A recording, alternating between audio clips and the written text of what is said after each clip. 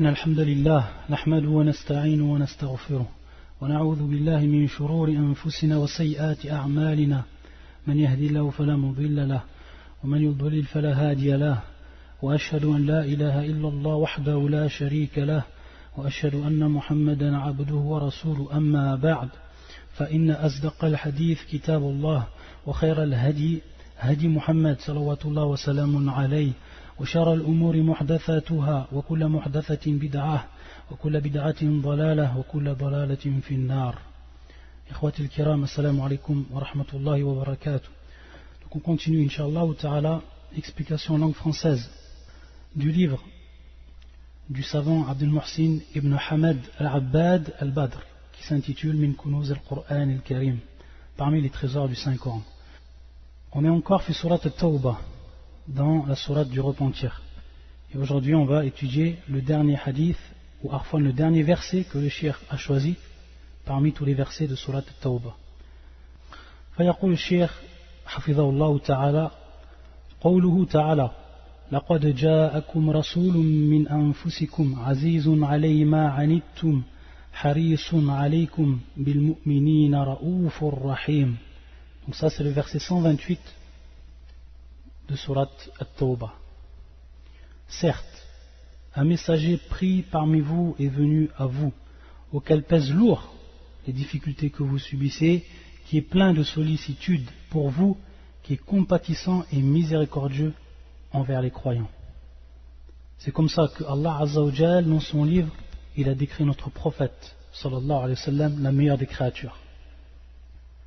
يقول الشيخ في هذه الآية الكريمة بيان امتنان الله عز وجل على عباده بأعظم منه ويرساله رسوله الكريم محمدا صلى الله عليه وآله وسلم لهدايتهم إلى الحق وإخراجهم من الظلمات إلى النور كما قال عز وجل لقد من الله على المؤمنين إذ بعث فيهم رسولا من أنفسهم يتلو عليهم آياته ويزكيهم ويعلمهم الكتاب والحكمة وإن كانوا من قبل لفي ضلال مبين. Le cheikh dit que dans ce verset Allah Azza wa Jal met en évidence qu'il nous a fait une grande faveur, même la plus grande des faveurs, nous, la communauté musulmane, et les gens de façon générale. Et on va le voir après dans la suite de l'explication d'aujourd'hui, comment le prophète sallallahu alayhi wa sallam guide les gens et quelle est en fait la catégorie de cette guidance. Et nous dit donc le cheikh Hafidahullah qu'Allah Azza wa Jal, la plus grande faveur qu'il nous a donnée ici-bas, c'est donc le fait qu'il nous a envoyé le prophète Muhammad sallallahu alayhi wa sallam, afin qu'il guide les gens sur al-haq, sur la vérité, et qu'il les fasse sortir des ténèbres à la lumière. Et ensuite le cheikh a cité ce verset. Allah a très certainement fait une faveur aux croyants lorsqu'il a envoyé chez eux un messager de parmi eux-mêmes. Manna Allah, manna, qui est donc le fait de faire une faveur aux croyants lorsqu'il a envoyé chez eux un messager de parmi eux-mêmes qui leur récite ces versets, les purifie, leur enseigne le livre, la sagesse, bien qu'ils fussent auparavant dans un égarement évident. Parmi ce qu'il a décrit Allah Azza wa Jalla à propos de son prophète qui nous a envoyé, Azizun alayhi ma anittum harisun alaykum bil mu'minina raoufur rahim, auquel pèsent lourd les difficultés que vous subissez. C'est-à-dire que le prophète sallallahu alayhi wa sallam, de son vivant, lorsque les compagnons avaient des difficultés dans cette vie d'ici-bas, et lorsqu'ils avaient à affronter ce qu'ils ont eu à affronter, le prophète sallallahu alayhi wa sallam, tout cela lui pesait lourd sur son cœur, car il pensait à ses frères, car il était compatissant, comme vient dans la suite du verset, il était compatissant et miséricordieux envers les croyants, envers ses frères les croyants, le prophète sallallahu alayhi wa sallam. Et si on avait à regarder, si on avait à prendre des exemples et donner des exemples parmi la sunna sur des faits concrets que le prophète sallallahu alayhi wa sallam a accomplis durant son vivant, alors ils sont innombrables. Salawatullah wa salamun alayhi. C'est pour ça que le cheikh يقول قد اشتملت هذه الآية الكريمة على وصفه صلى الله عليه وسلم بصفات عظيمة وهي حرصه صلى الله عليه وسلم على هدايتهم وحصول ما فيه نفعهم وسعادتهم في الدنيا والآخرة. Donc le prophète صلى الله عليه وسلم était également, il était harisun alaykum, il était plein de solitude pour vous, harisun alaykum. Donc al-hirs, et al-hirs ici, même si on dit, même si c'est traduit en fait par sollicitude, lorsque le shir il dit, c'est pour ça que j'étais en train de regarder ou de comparer entre la traduction et le ma'na, yani la signification,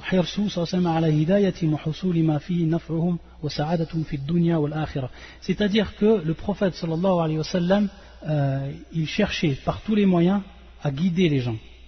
Et si on va, comme on a expliqué, on va voir qu'est-ce que c'est cette catégorie de guidance, et il cherchait par tous les moyens à ce que les gens puissent atteindre ce qu'ils ont besoin et atteindre leur bonheur, que ce soit dans la vie d'ici-bas et dans l'au-delà.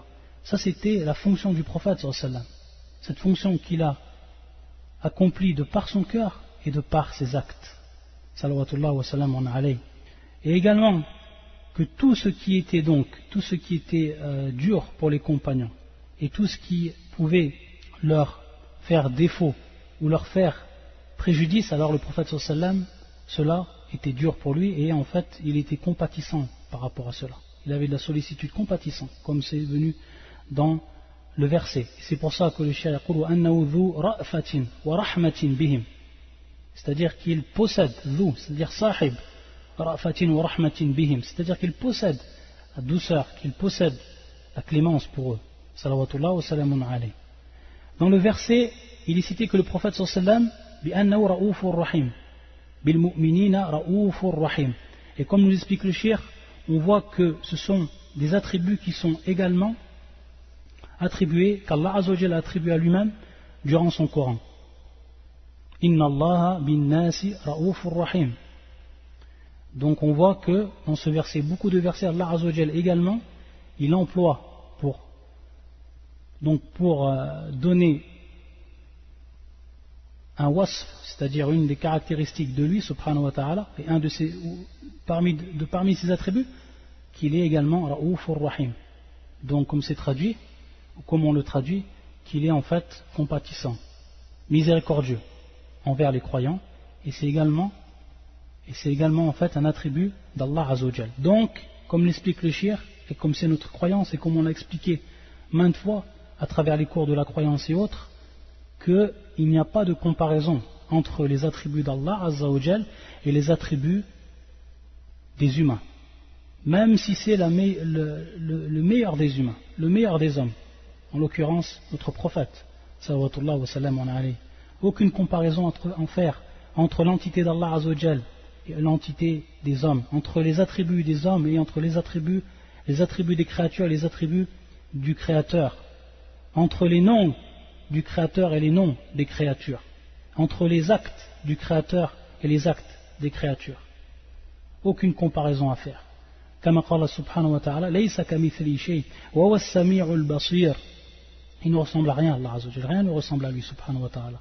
Rien ne ressemble à Allah Azza wa Jalla. Dans tout ce qu'on a cité. Wa huwa as-sami'ul basir. Et on a bien sûr expliqué ce verset à maintes reprises. Durant nos cours. Min kunuz al-Qur'an al-Karim.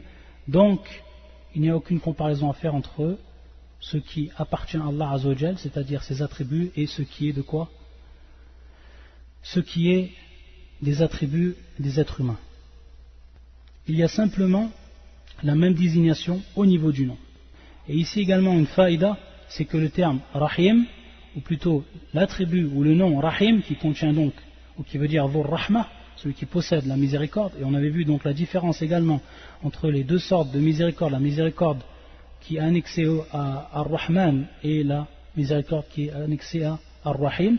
Ici donc le terme Rahim est repris pour le prophète sallallahu alayhi wa sallam, et par là on sait qu'il est donc possible de caractériser une personne par cet attribut, contrairement à Ar-Rahman, c'est-à-dire à cet attribut qui est propre à Allah Azza wa Jal, ou ce nom qui est propre à Allah Azza wa Jal et dont on ne peut caractériser quelqu'un en dehors d'Allah subhanahu wa ta'ala, contrairement à Ar-Rahim. Donc ça aussi c'est une faïda que l'on prend dans ce verset. Ensuite, يقول الله سبحانه وتعالى, donc ça c'était en fait le dernier passage de Surat At-Tawbah. Maintenant le cheikh va parler, ou il va passer à Surat Yunus. يقول الله سبحانه وتعالى والله يدعو إلى دار السلام ويهدي من يشاء إلى صراط مستقيم. Ça c'est Surat Yunus et c'est le verset 25. Le verset 25. Allah appelle à la demeure de la paix et guide qui il veut vers un droit chemin. Ici, le terme qui est employé par Allah Azza wa Jal, il a Dar is-Salam. Dar is-Salam, al-Ma'na, c'est al-Jannah. كما قال الشيخ أخبر سبحانه أنه يدعو عباده إلى دار السلام وهي الجنة دار البقاء والدوام في النعيم المقيم ودار السلام أو دار السلامة من الآفات والنقائص. Le cheikh nous dit donc que Dar al-Salam, que l'on traduit ici la demeure de la paix, c'est le Jannah. C'est le Jannah, c'est en fait la demeure où la personne va demeurer tout le temps, éternellement. Tout le temps. Fin na'im al-muqim. Na'im muqim, c'est-à-dire un délice qui ne s'arrêtera jamais, qui n'a pas de fin, éternel, continuel. Et c'est également Darus Salamati min al-afati wa naqa'is, c'est également la demeure où on sera saint de toute imperfection. Bien sûr, pour ce qui est relatif à l'homme, de toute imperfection. Toutes ces imperfections que l'on avait ici dans cette vie d'ici-bas, on ne les aura plus dans l'au-delà. Ensuite, le shir, il va nous dire ici, d'après ce verset et également d'autres versets dans le Coran, que al-Ummah, qui est bien sûr ce qu'on traduit par le peuple, ou plutôt al-Ummah qu'on traduit par la communauté, et on avait vu durant nos cours également que Ummah prenait plusieurs significations dans le Coran et dans la Sunna, plusieurs significations. On avait donné 4 significations. Ala kulli hal, Ummatu Muhammad sallallahu alayhi wa sallam ummatan. Il nous dit le cheikh que la communauté du prophète sallallahu alayhi wa sallam, elle est de 2 catégories. La première catégorie, Ummatu Da'wa, et la deuxième catégorie, Ummatu Ijaba. La première catégorie, si on le traduit donc littéralement, Ummatu Da'wa, c'est la communauté du prêche. Et la deuxième, Ummatu Ijaba, c'est la communauté de la réponse. Qu'est-ce que veut dire en fait ces 2 termes, Ummatu Da'wa ou Ummatu Ijaba? Et comment on pourrait dire, ou comment on peut expliquer que ces 2 catégories sont annexées au prophète sallallahu alayhi wa sallam? Sachant que Ummatu Da'wa ou Ummatu Ijaba, il y a bien sûr une différence entre les deux. Ummatu Da'wa, c'est en fait, comme يقول الشيخ, فأمة الدعوة هم الجن والإنس من حين بعثته صلى الله عليه وآله وسلم إلى قيام الساعة. C'est donc cette communauté qu'on traduit en fait par communauté, mais en réalité ici, فأمة الدعوة, qui serait plus général et que l'on pourrait traduire en fait par le peuple ou les peuples, et qui englobe en fait al-jinn wal-ins. Al-jinn wal-ins, c'est-à-dire tous les djinns et tous les hommes. Depuis que le prophète sallallahu alayhi wa sallam, il a été envoyé jusqu'au jour du jugement, ila qiyam as-sa'a, jusqu'à que l'heure arrive, l'heure de la fin du monde arrive. Ça c'est Ummatu Da'wa. Donc c'est général et c'est tout le monde, que ce soit les djinns et que ce soit les ins, c'est-à-dire les humains. Et pourquoi donc on appelle Da'wa? On comprend maintenant pourquoi on dit Ummatu Da'wa, c'est-à-dire Da'wa, comme il est cité dans ce verset. Wallahu yad'u ila daris salam. Et on va voir également l'explication, et on va voir également ici Diqqatu al-Qur'an, c'est-à-dire la précision du Coran. On va voir comment Allah Azza wa Jal ici va différencier entre ces 2 catégories à travers un procédé linguistique que l'on va voir et qui est très très précis.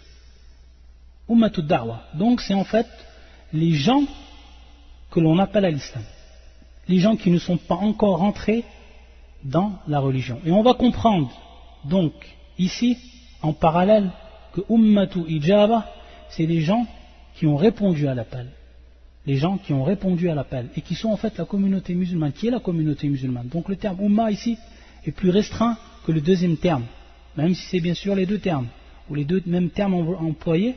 Le deuxième terme est beaucoup plus restreint et il veut dire en fait la communauté musulmane, ceux qui ont répondu à l'appel du prophète sallallahu alayhi wa sallam, ceux qui ont répondu à l'appel d'Allah azza wa jal, sont ceux qui ont répondu. C'est pour ça que Ijaba qui est en fait la réponse, Ijaba qui est la réponse. Donc on comprend maintenant Ummatu Da'wa qui est en fait par rapport à la prêche, et Ummatu Ijaba qui est par rapport à Al-Ijaba. Et comment on pourrait comprendre qu'on a annexé la première catégorie qui est Ummatu Da'wa et qui est donc la communauté à qui on appelle ou qui est appelé à rentrer dans l'islam, on l'a annexé au prophète sallallahu alayhi wa sallam, ou le shir ici l'a annexé au prophète sallallahu alayhi wa sallam lorsqu'il a dit Ummatu Muhammad, Ummatan, il a dit la communauté du prophète sallallahu alayhi wa sallam, ce sont deux communautés. On le comprend parce que Muhammad, comme vous le savez, il a été envoyé sallallahu alayhi wa sallam à tous les hommes, que ce soit les hommes, que ce soit les djinns. Et les versets du Coran et la Sunna, ou les preuves de la Sunna, les preuves du Coran et de la Sunna sont nombreux par rapport à cela. Et on en a vu plusieurs lorsqu'on a étudié la croyance au prophète. Et donc par rapport à cela, on voit ici pourquoi on annexe cette communauté au prophète sallallahu alayhi wa sallam. Parce que le prophète sallallahu alayhi wa sallam, il lui a été demandé d'appeler tous ces gens-là à l'islam. Il n'a pas été, le prophète sallallahu alayhi wa sallam, sa da'wa, son prêche n'a pas été restreint à une communauté bien précise, ou plutôt un peuple bien précis. Non, le peuple dont il a été commandé d'appeler, c'est tous les humains et c'est tous les djinns. Donc c'est ce qui rentre dans Ummatu Da'wa. Et c'est pour ça, c'est à partir de là qu'on comprend pourquoi cette catégorie est annexée au prophète sallallahu alayhi wa sallam. ثم يقول الشيخ وأمة الإجابة هم الذين وفقهم الله لهداية إلى الحق والدخول في الدين الحنيف. Donc on voit donc la différence tout simplement entre les deux, الفريق بينهما بين أمة الدعوة وبين أمة الإجابة, c'est الدخول في l'islam. Donc la différence entre les deux, c'est l'islam. C'est l'islam.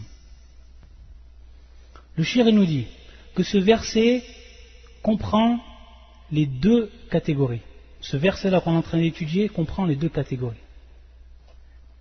Donc si on reprend le verset, يقول الله عز وجل والله يدعو إلى دار السلام ويهدي من يشاء إلى صراط مستقيم.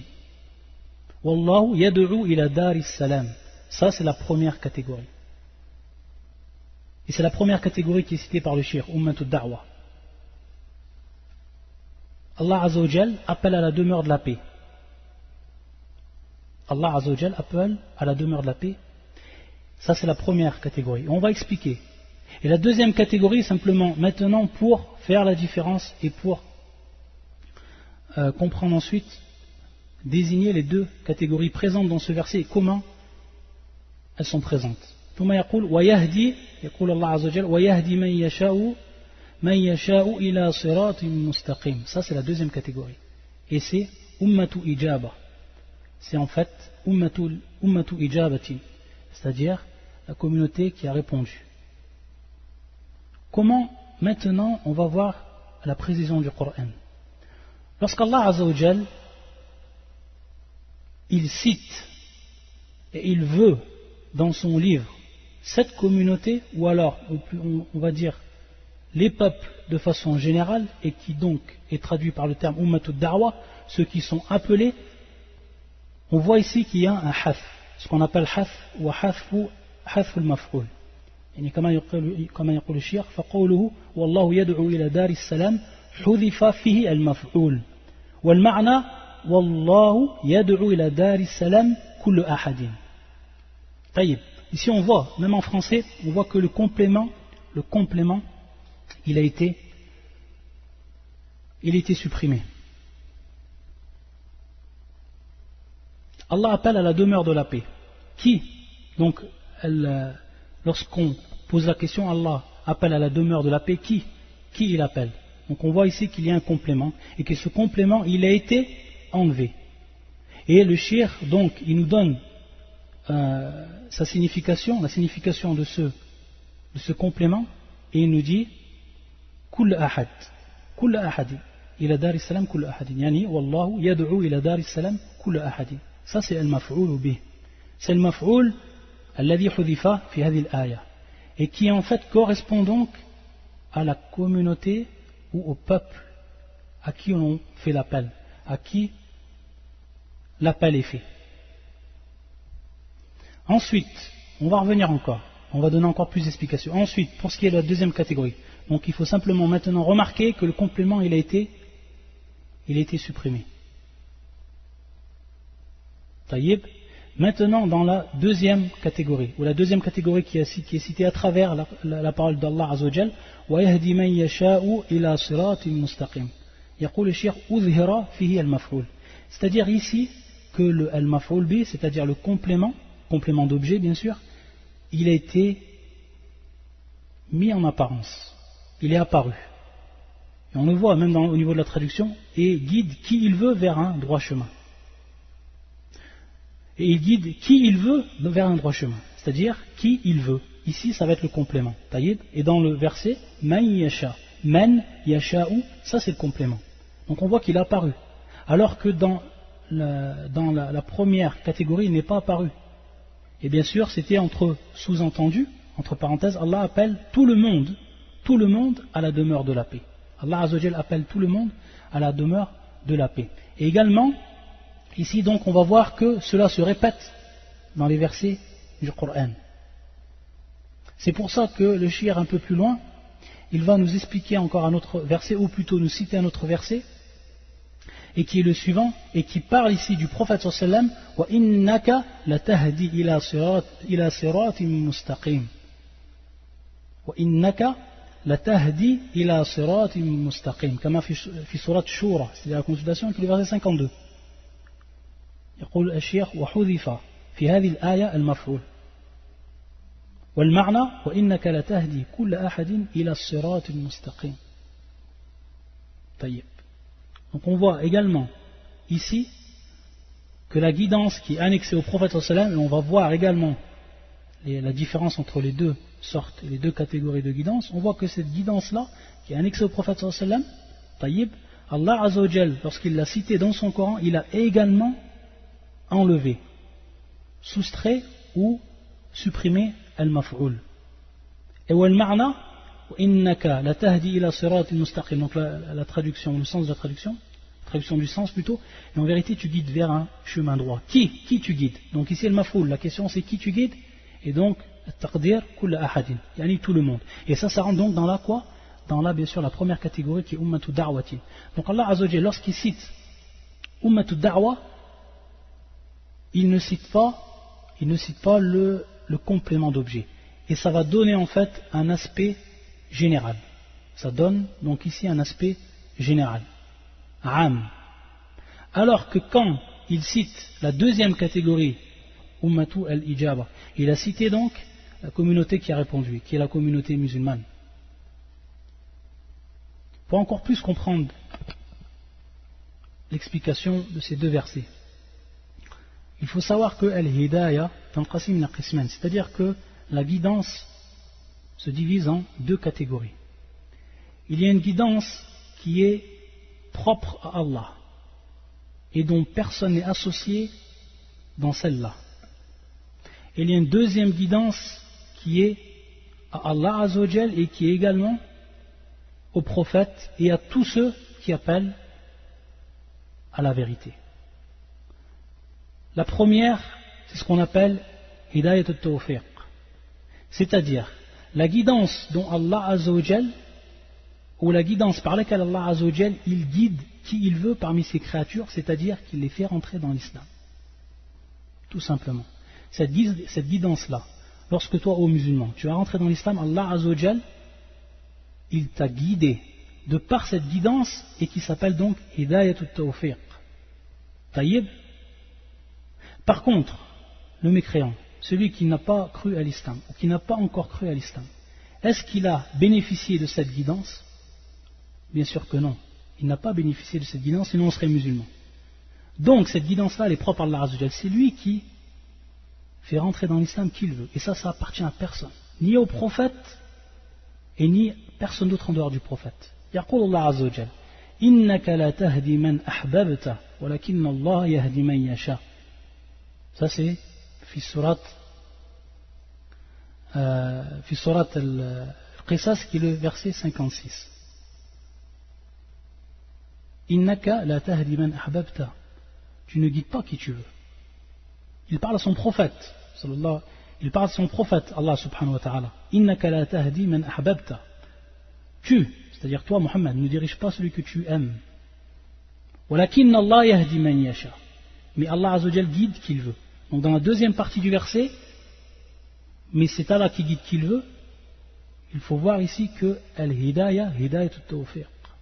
C'est qu'Allah azza wa jal, c'est lui qui guide qui il veut. Toi, Muhammad, tu ne guides personne à l'islam.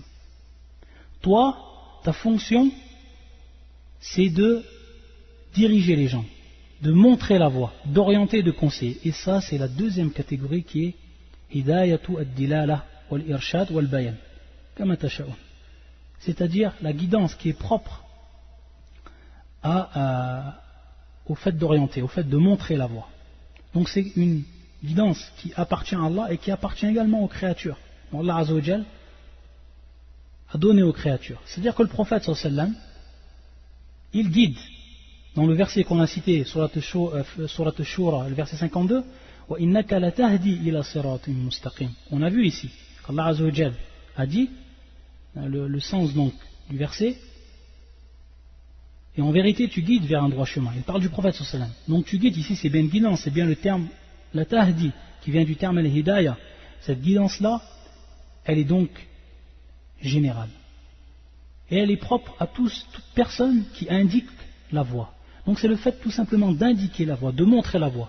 Maintenant une personne vient devant toi, tu l'invites à l'islam, tu lui fais la da'wah, c'est-à-dire tu vas l'appeler à l'islam. Tu vas lui dire l'islam c'est comme ça, notre religion c'est comme ça, notre croyance c'est comme ça, etc. Qu'est-ce que tu fais ici toi? Tu es en train de concrétiser ce qu'on appelle cette deuxième catégorie, ou cette catégorie qui est beaucoup plus générale, qui s'appelle al-hidayatu ad-dilala wal-irshad wal-bayan. Tu mets en évidence la religion. Donc par rapport à cela, tu guides la personne, tu lui montres la vérité. Donc ça c'est une guidance. C'est une guidance qui est propre donc à tout le monde. Et c'est celle qui est citée dans la première partie du verset qu'on étudie, Wallahu yad'u ila daris salam. C'est-à-dire qu'Allah Azza wa Jalla, il appelle à la demeure de la paix. Il appelle donc, on a vu que ça c'est mahvoub, c'est-à-dire le complément, il est ici supprimé, il appelle tout le monde. Allah Azza wa Jalla appelle tout le monde. C'est-à-dire, al-ma'na, c'est-à-dire qu'il montre le chemin à tout le monde. Allah Azza wa Jalla a fait descendre le Coran. Allah Azza wa Jalla a fait descendre ou a envoyé son prophète. Et ensuite, il a fait qu'il y a eu des savants qui ont hérité du prophète sallallahu alayhi wa sallam, et qu'il y a eu également des du'at, et qu'il y a eu des gens qui ont appelé à l'islam. Tous ces gens-là, ils appellent quoi? À la demeure de l'au-delà. Ils appellent les gens à rentrer au paradis. Ça, c'était leur fonction, ce sera leur fonction. Et donc, cette guidance, elle est pour tout le monde.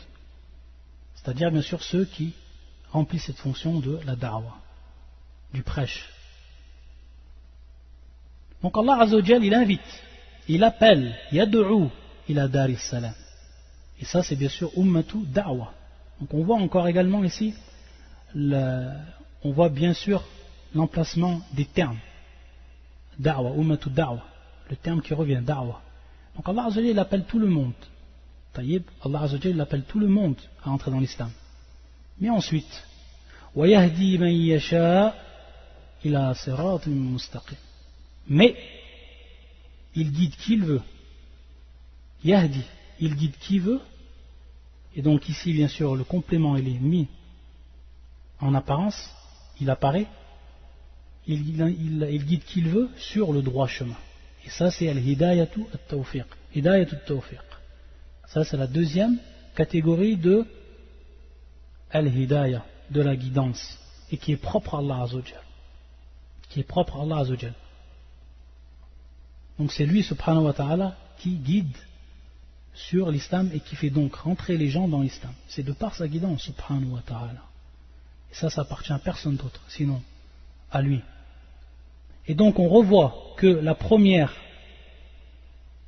la guidance qui va être dite Hidayat al-Tawfiq, c'est une guidance donc qui est khassa, طيب, c'est pour ça que le shir il dit وهو من شاء الله هدايته وهم أمة الإجابة.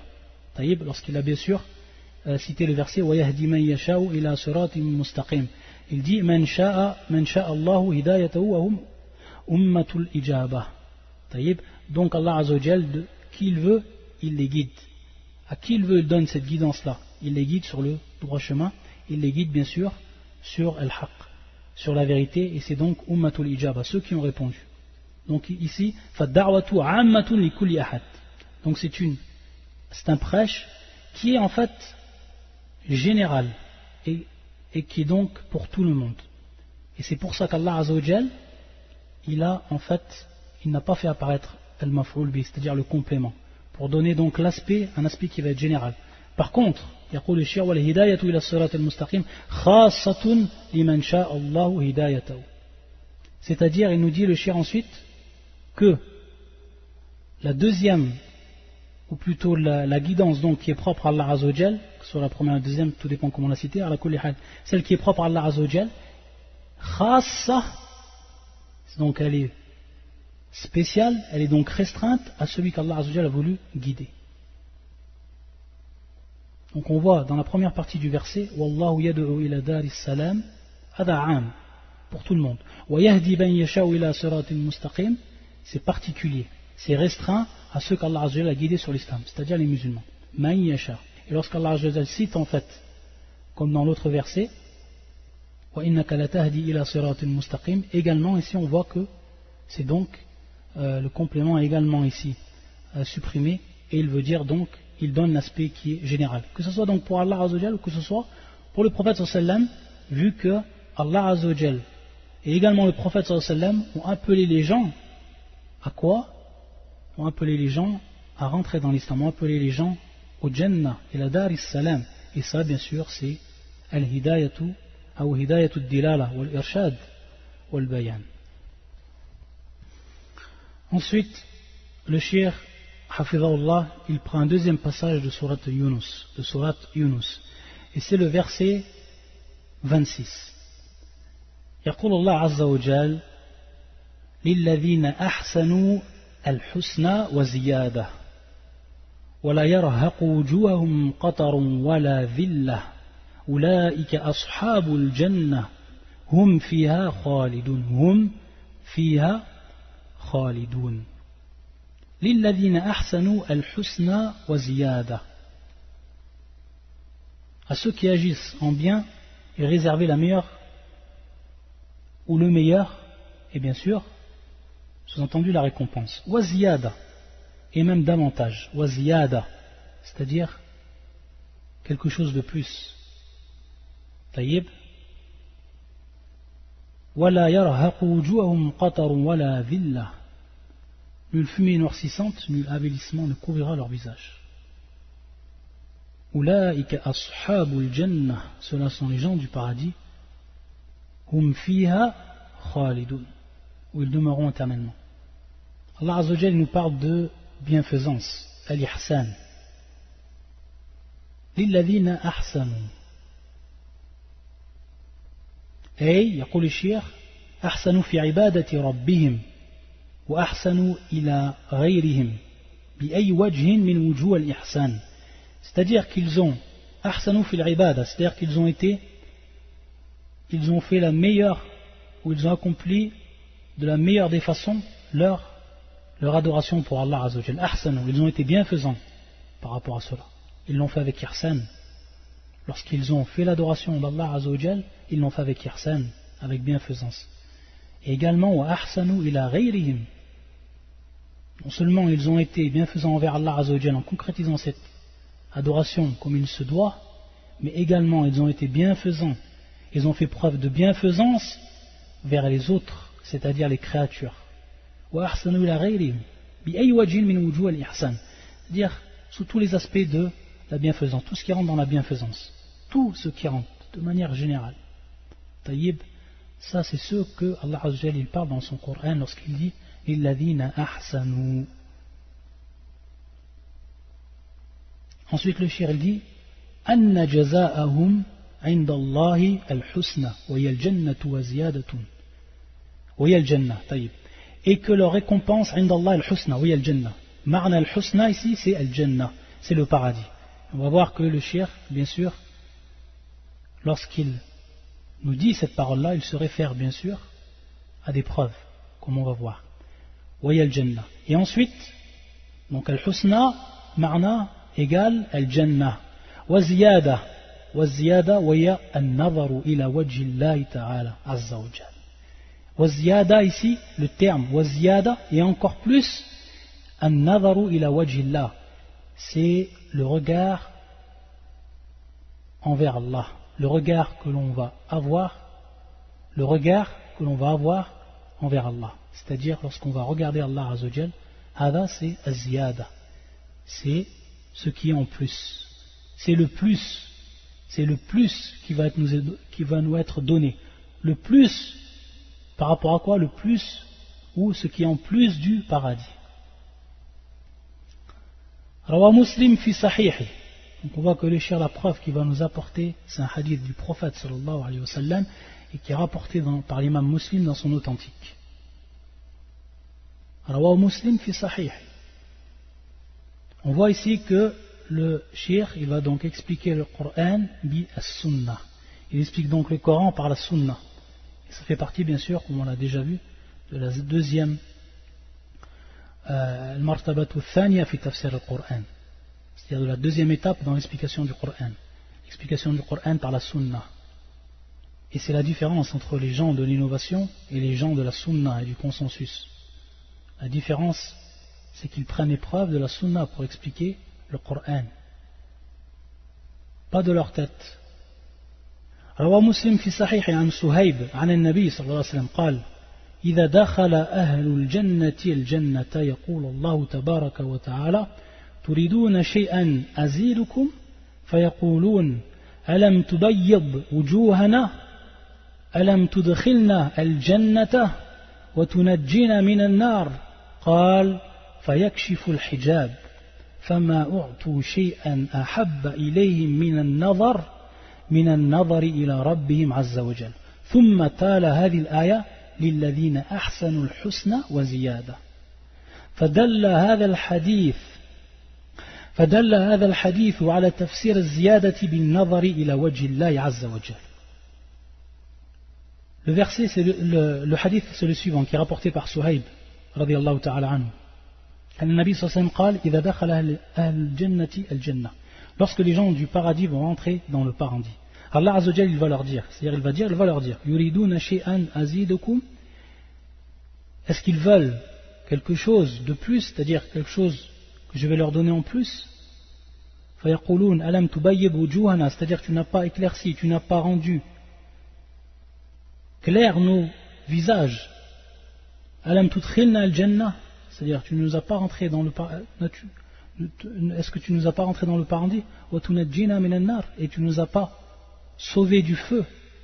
Qal fayakshifu al-hijab, c'est-à-dire qu'à ce moment-là, Allah Azza wa Jal, il ôte le voile. Fayakshifu al-hijab, il ôte le voile, Allah Azza wa Jal, qu'il y a entre lui et ses créatures.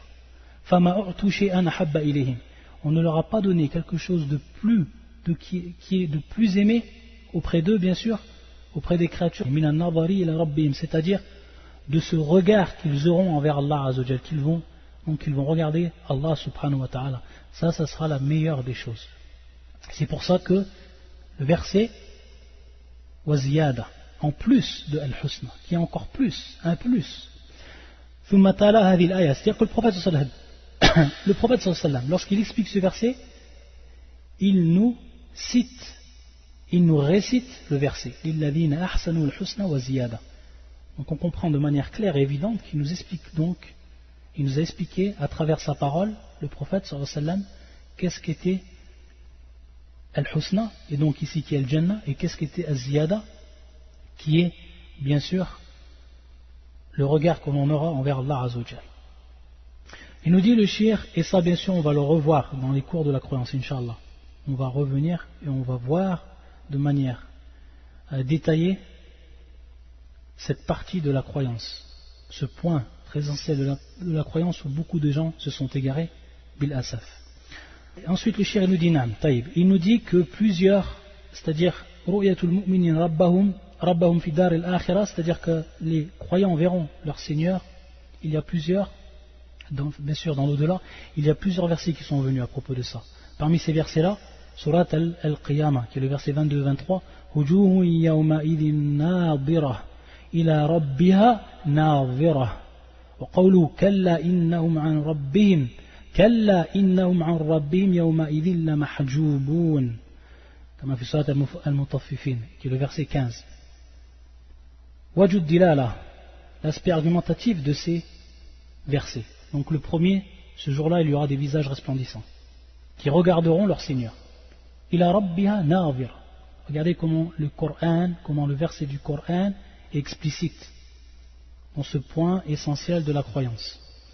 Wujuhun yawma idhin nadhira ila rabbiha nadhira.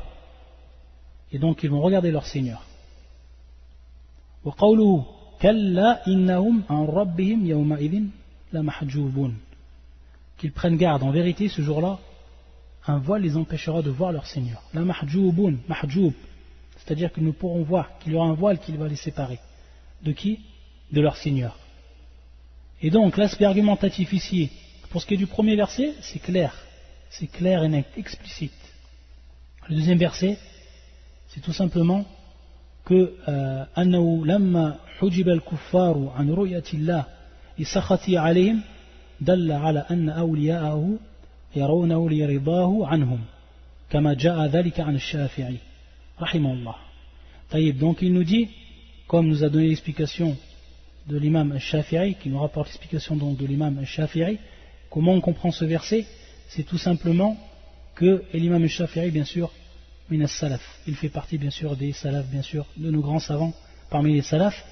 Il dit tout simplement, lorsque les kuffars, il y aura donc un voile entre eux et leur Seigneur, et qu'ils ne pourront donc voir leur Seigneur, contrairement au verset Surat al-Qiyamah.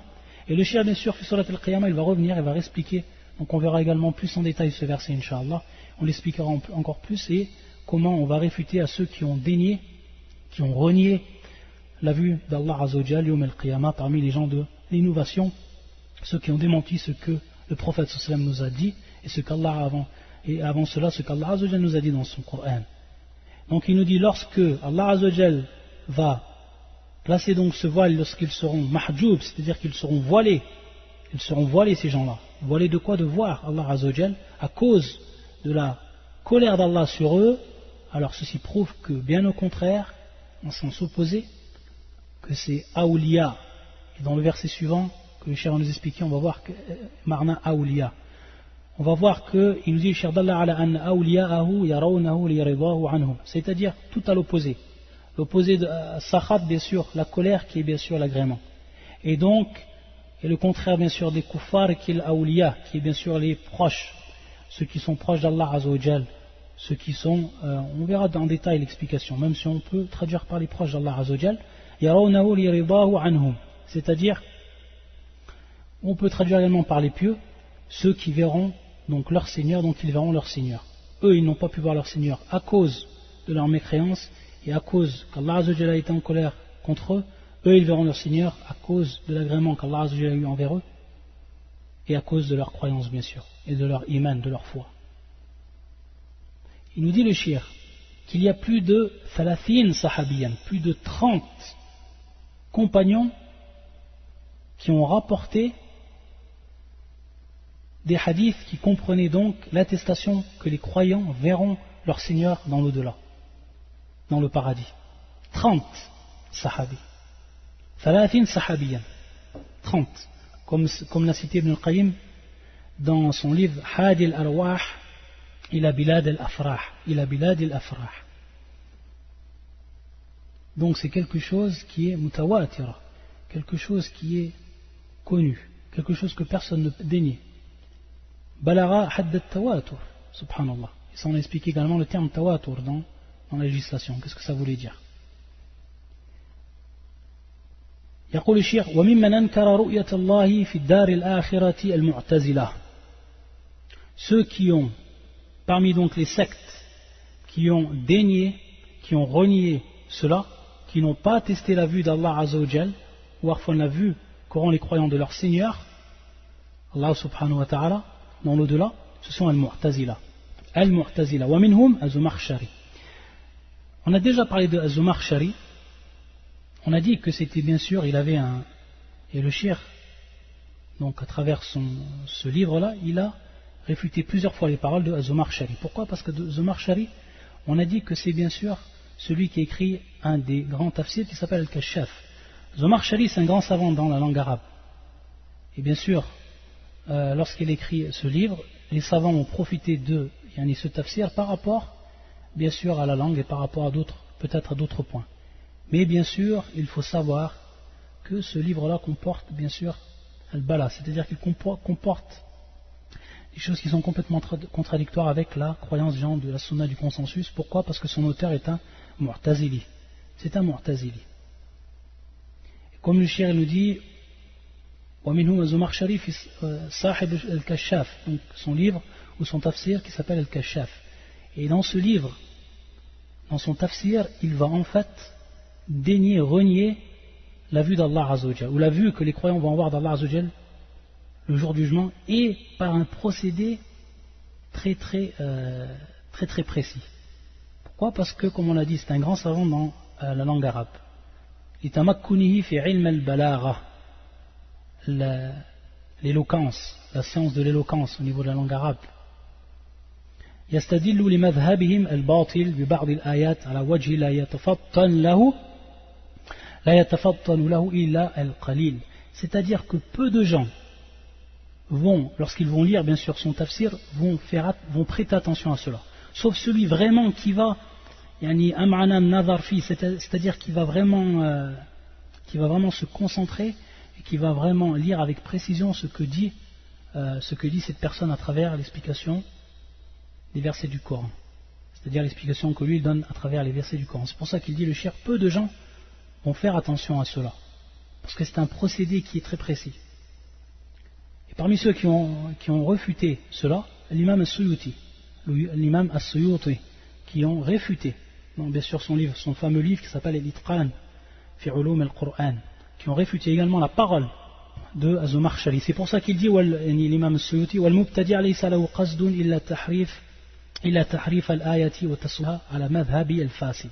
C'est-à-dire que al-mubtadi', l'innovateur, il n'a pas d'autre qasd, c'est-à-dire qu'il n'a pas d'autre intention sinon de tahrif, d'altérer les versets du Coran et de les mettre, c'est-à-dire de les diriger vers son madhab, vers sa propre école. Bien sûr ici le madhab c'est l'école de croyance, par rapport à la croyance bien sûr, al-fasid, parce que le terme madhab c'est un terme qui est général. On peut vouloir dire une école de jurisprudence, on peut vouloir dire également une école qui est propre à la croyance, une école propre à la croyance, c'est-à-dire un enseignement qui va être propre à la croyance. Donc c'est pour ça qu'il dit à la madhabi al-fasid, qui est bien sûr qui n'est pas valable. Et il va nous citer le verset suivant. Regardez ce qu'il dit, Az-Zamakhshari. Il vient dans un des versets du Coran, et regardez ce qu'il dit, et c'est le verset suivant. فَمَنْ زُحْزِحَ عَنِ النَّارِ وَأُدْخِلَ الْجَنَّةَ فَقَدْ فَازَ. Regardez comment il va expliquer ce verset. فَمَنْ زُحْزِحَ عَنِ النَّارِ وَأُدْخِلَ الْجَنَّةَ فَقَدْ فَازَ. Quiconque donc est écarté du feu et introduit au paradis a certes réussi. Regardez le verset. Quiconque donc est écarté du feu et introduit au paradis a certes réussi. Qu'est-ce qu'il dit? يقول وأي فوز أعظم من الدخول أو من دخول الجنة. Il dit cette parole-là, وأي فوز أعظم من دخول الجنة. Il dit ou y a-t-il une réussite plus grande que de rentrer au paradis? Y a-t-il une réussite plus grande que de rentrer au paradis? Il veut dire quoi par là? Et c'est ce que nous informe Suyuti, où il veut dire par là tout simplement que le fait que le croyant rentre au paradis, ça c'est la plus grande des récompenses et la plus grande des réussites. Et on sait que cela n'est pas la plus grande des réussites. La plus grande des réussites et la plus grande faveur qui va être faite au croyant, c'est quoi? C'est qu'il voit son Seigneur. C'est qu'il voit son Seigneur. C'est pour ça qu'Allah a dans le verset qu'on vient d'expliquer, le verset qu'on en explique, lilladhina ahsanu al-husna wa ziyada. Al-husna qui est le jannah, wa ziyada, c'est-à-dire c'est quelque chose qui est en plus du Jannah, qui est un degré plus élevé que le Al-Jannah, et qui est donc la vue qu'auront les croyants de leur Seigneur le jour du jugement. Et par rapport à ça, donc, lorsqu'il explique le verset de cette manière-là, il veut tout simplement dire que c'est simplement Al-Jannah qui est la plus grande des récompenses. Pourquoi? Parce qu'il nie Ar-Ru'ya, il nie que les croyants vont voir leur Seigneur dans le jour du jugement. Donc regardez l'explication qui est donnée, et qu'est-ce qu'il a voulu par là? Qu'est-ce qu'il a voulu par là? Ensuite, le cheikh, pour finir l'explication, il dit وَمِثْلُ قَوْلِهِ تَعَالَى لِلَّذِينَ أَحْسَنُوا الْحُسْنَى, c'est-à-dire qu'il va donner des versets qui sont dans la signification semblable à ce verset-là, لِلَّذِينَ أَحْسَنُوا الْحُسْنَى, cette partie du verset, قَوْلُهُ تَعَالَى هَلْ جَزَاءُ الْإِحْسَانِ إِلَّا الْإِحْسَانِ, comme في سورة الرحمن, qui est le verset 60. كما أن جزاء الذين أحسنوا الحسنى وهي الجنة. Bien sûr, le verset, s'il y a-t-il d'autres récompenses pour le bien que le bien.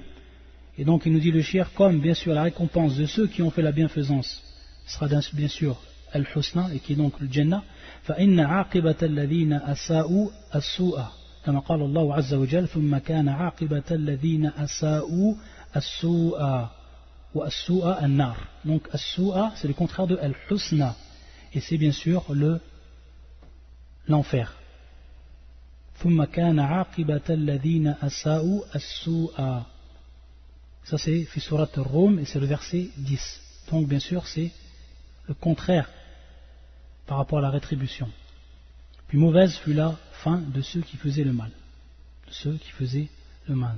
Naam. Yani as-su'a, qui est la malfaisance, c'est-à-dire la récompense sera le feu. Wallah al-musta'an. Ayadan billah.